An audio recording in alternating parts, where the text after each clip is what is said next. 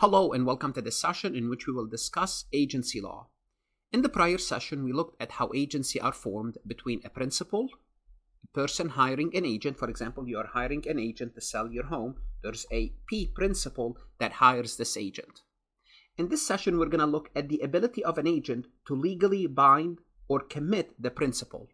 So simply put, when an agent acts, why is the principal bind? Bind means why are they committed to that contract? There are three sources that can bind the agent act to the principal. That's actual authority. The principal granted actual authority. The principal granted apparent authority or something called estoppel. We'll see that. Or the principal ratify. We'll see that as well. In this session, we will focus specifically on actual authority. Let's go ahead and get started. Before we proceed any further, I have a public announcement about my company, farhatlectures.com. Farhat Accounting Lectures is a supplemental educational tool that's going to help you with your CPA exam preparation as well as your accounting courses. My CPA material is aligned with your CPA review course such as Becker, Roger, Wiley, Gleam, Miles. My accounting courses are aligned with your accounting courses broken down by chapter and topics. My resources consist of lectures, multiple choice questions, true-false questions, as well as exercises. Go ahead, start your free trial today. Actual authority is what? It refers to the power of an agent believe they have due to the principal's communication. So you, principal, told me, the agent, to do what I'm supposed to do. You gave me that instruction. You communicated this instruction to me. This type of authority enables me, the agent, to make binding contract on behalf of the principal with third parties. Now, if I go and I negotiate this deal with a third party, you are bind because you told me to do so. You gave me that authority.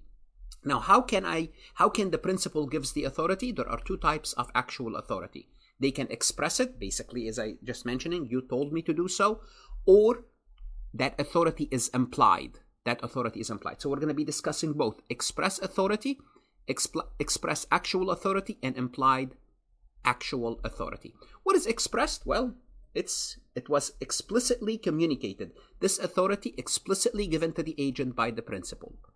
It's clearly stated within the agency agreement. So it's written down. It's communicated to the agent, and the agent know exactly what they want to do. For example, if the principal hires an agent to sell a property, the agent has the express authority, the express actual authority to negotiate and close the deal for that property. What is implied actual authority? This authority refers that the agent can reasonably assume to have alongside with the other express authority. So you have express authority, but you also have other authorities to do certain things. It includes powers necessary to effectively execute the express authority. So they may not tell you exactly what to do, but the mere fact that you are a general manager, the mere fact that you are an executive manager, the mere fact that you are in charge, the CEO of this company, you have this implied authority. For example, if an agent is hired to manage a retail store, that's the express authority. What is the implicit authority in this? Well, they can hire the staff, they can hire employees, interview employees, order inventory, make operational decision to actually manage the store. Simply put, actual authority, whether it's express or implied, is what the agent reasonably believe that they have based on the principal's instruction. Allow them to do what? To make decision and enter into agreement. So we have express and implied. Again, the implied could be by the title you gave to that individual. Now you made them implied means because I'm the manager, I can do this, I can hire people. Now, can you limit those instruction? Of course you can. We'll talk about that later. Let's discuss the termination of actual authority, basically putting an end to this authority. It can be done in several ways. One, act of the parties. One party says, I'm no longer interested in your service.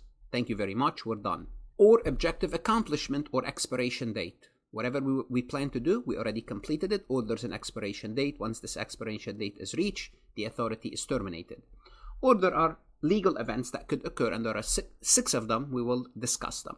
Act of the parties. This could happen when either the principal revokes the authority of the agent, or the agent renounces it, said, I'm no longer interested in this.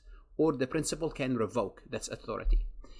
Now, bear in mind, we talked about this in a prior session. If this termination breaches the contract, damages might be sought. So always the agent and the principal, they can terminate the agency. They have the power to do so at any time. Do they have the right? That's a different story. If they don't have the right, they are in breach, and the other party, the non-breaching party, can sue. Remember, we have an agency coupled with interests and can only terminate it by the agency. And we talked about that in the prior recording, agency coupled with interests. A principal hires an agent to manage a property.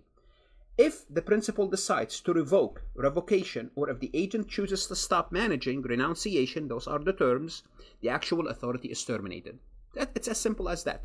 Either party decided, I'm no longer interested in this relationship. 2, accomplishment of the objective or expiration of the stated date.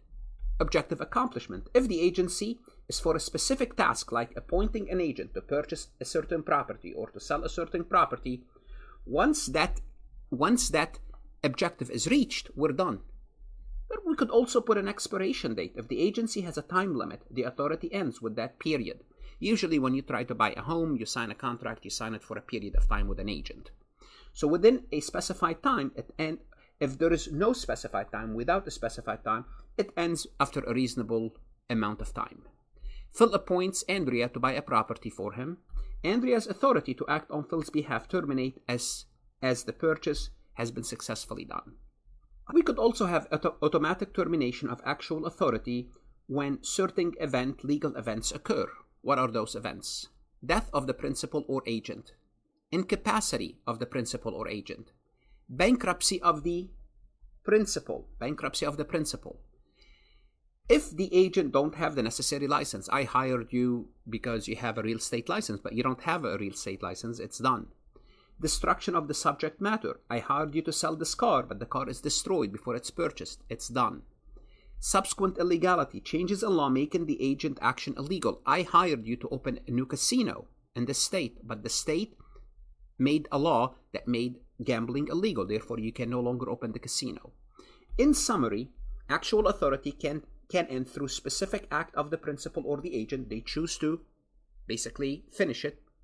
The task is completed, or the agreed upon period has ended, or through automatic legal events, and there are 6 of them. Make sure you know them.